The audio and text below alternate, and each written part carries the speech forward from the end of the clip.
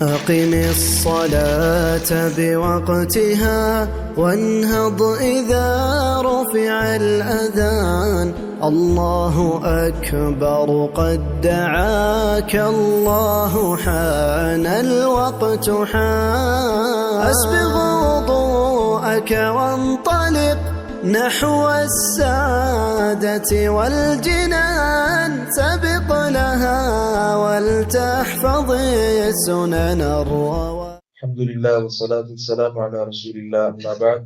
بعض غسل ایسے ہیں جنہیں فقہا نے مستحب کا درجہ دیا ہے، غسل کر لیا جائے بہتر ہے، اجر اور ثواب ہے، لیکن اس صورت میں غسل واجب نہیں ہوگا. اس حوالے سے سب سے پہلا جو غسل ہے جمعہ کے دن کا غسل ہے.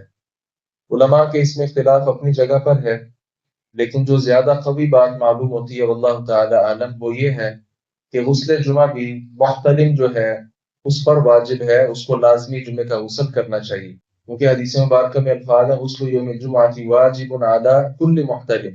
خواتین پر یہ فرض نہیں ہے کیونکہ انہوں نے جمعہ کے لیے آنا ان پر لازم نہیں، اگر آنا چاہیں بہتر ہے کہ وہ کر کے آئیں، لیکن مرد حضرات جو ہیں ان پر چونکہ غسل جمعہ ادا کرنا فرض ہے اس لیے غسل بھی ان کو لازماً اس کا اہتمام کر کے آنا چاہیے. دوسرے نمبر پہ جو شخص میت کو غسل دیتا ہے تو آپ صلی اللہ علیہ وسلم نے فرمایا کہ وہ بھی غسل کرے، لیکن اس کو لازم قرار نہیں دیا گیا، بہتر ہے کہ وہ آدمی غسل کر لے. اسی طرح تیسرے نمبر پہ جو عیدین کا غسل ہے تو عید والے دن بھی غسل کرنا یہ بھی مستحب ہے، وہ عید الفطر ہو عید الاضحیٰ ہو. چوتھے نمبر پر احرام باندھنا ہو تو اس وقت بھی غسل کر لینا مستحب ہے.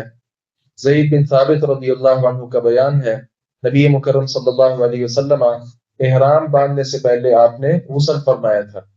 پانچویں نمبر پر مکہ مکرمہ داخل ہونے سے پہلے اگر اس کا اہتمام ہو سکے تو وہ بھی کرنا چاہیے.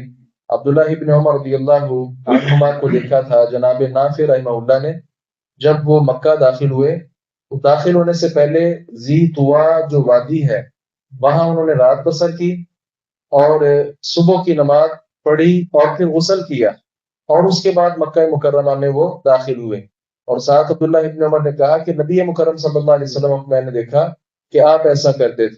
مکہ مکرمہ چونکہ تمام شہروں میں تعظیم کے اعتبار سے سب سے زیادہ عزیز شہر ہے اور زیادہ عزت والا شہر ہے، اس بنا پر یہ اس کا احترام ہے کہ اگر اس میں داخل ہونے سے پہلے ہو سکے تو آدمی غسل کر لے، یہ زیادہ بہتر ہے.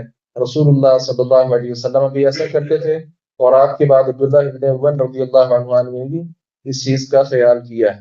اللہ تعالیٰ سے دعا ہے باری تعالیٰ حق بات کو سمجھنے اور اس پر عمل پیرا ہونے کی توفیق عطا فرمائے.